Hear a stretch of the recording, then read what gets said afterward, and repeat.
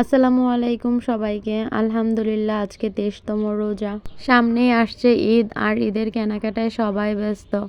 আর অনেক মেয়েদেরই মন খারাপ থাকবে, তারা তাদের নিজেদের টাকায় নিজেদের বাবা মাদের কিছু কিনে দিতে পারবে না বলে। আবার অনেকেই আছে হয়তো বা কিনে দেওয়ার মতো সামর্থ্য আছে, কিন্তু তাদের আপনজনই আর দুনিয়াতে নেই। আল্লাহ সবার বাবা মাকে নেক হায়াত দান করুক। তো যাই হোক, মনের কষ্ট থেকে কিছু ইমোশনাল কথা বলে ফেললাম। এখন বেলা 11টা, আর আমি আসলাম স্কুল থেকে। এবছর আমার শ্বশুর শাশুড়ি দুজনেই অসুস্থতার কারণে রোজাগুলো করতে পারছে না। যেহেতু তারা রোজা রাখতে পারছে না, সেই কারণে আমাদের রান্না বান্নাটা দুপুরেই হয়ে যায়। তো স্কুল থেকে আসার পর রান্না বসিয়ে দিয়েছি। এখানে আমি মাছ ভেজে নিচ্ছি, পেঁয়াজ টমেটো দিয়ে মাছ শুকনা ভাজি করব। রমজান মাসে দেখা যায় যে তরকারি বেশি খাওয়া হয় না, আর ঝোল তরকারি তো সবার একদম পছন্দ না। একটু ভাজি ভুজি তরকারি হলে একটু খাওয়া যায়।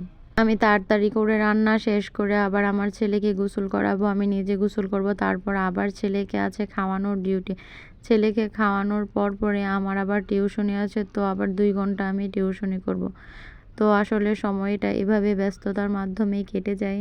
আর আমার বাবার বাড়ি কাছাকাছি হওয়াতে আমার ছেলেটাকে নিয়ে আমি একটু স্বস্তি পাই, কারণ আমার আম্মা অনেক হেল্প করে আমার ছেলেকে রাখতে। ওই বলে না যে মাকে ছাড়া মা হওয়া অসম্ভব, ওই রকমই।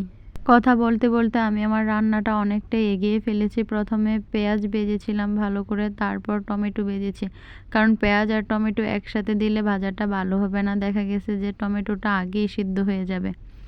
তো পেঁয়াজ টমেটো এবার দুটোই ভাজা শেষ। এখানে হলুদ মরিচ লবণ সব কিছু পরিমাণ মতো দিয়ে দিব, তারপর হালকা আর একটু ভেজে এখানে আমি ঝোল দিয়ে দিব। আমি রান্না করছি আর আমার ছেলেটা বাহিরে খেলা করছে। ওর যদি পেটে খিদা না লাগে, ও অনেক সুন্দর করে খেলা করে, জ্বালা যন্ত্রণা করে না। পেটে খিদা লাগলে ওর শুরু হয়। আসলে সব বাচ্চাদেরই এটা স্বভাব, যখন ওদের পেট ভরা থাকবে ওরা জ্বালা যন্ত্রণাটা কম করবে। এই তো এখানে একটু ঝোল দিয়ে দিয়েছি, তারপর 2-3 মিনিট পর ভেজে রাখা মাছগুলো এখানে দিয়ে দিব। এই তো রান্না কিন্তু প্রায় শেষ পর্যায়ে আমার। আর আমার ছেলে খেলা করে বাহিরে, আর একটু পর পর আমাকে ডাক দেবে, আম্মু এখানে আসো, আম্মু এখানে আসো। মাছগুলো দিয়ে দেওয়ার পর তরকারিটা ভালো করে জাল করে নিতে হবে। তারপর তরকারি ওঠানোর 2 মিনিট আগে ধনিয়া পাতা দিয়ে দিলাম। আমি সবসময় ধনিয়া পাতা দেওয়ার সময় তরকারিটা ওঠানোর 2-3 মিনিট আগেই দিই, কারণ দেখা যায় যে এতে পাতার স্মেলটা ভালোভাবে পাওয়া যায়। এটা ছিল একদম শেষ পর্ব। এখন আমি তরকারিটা উঠিয়ে ফেলবো।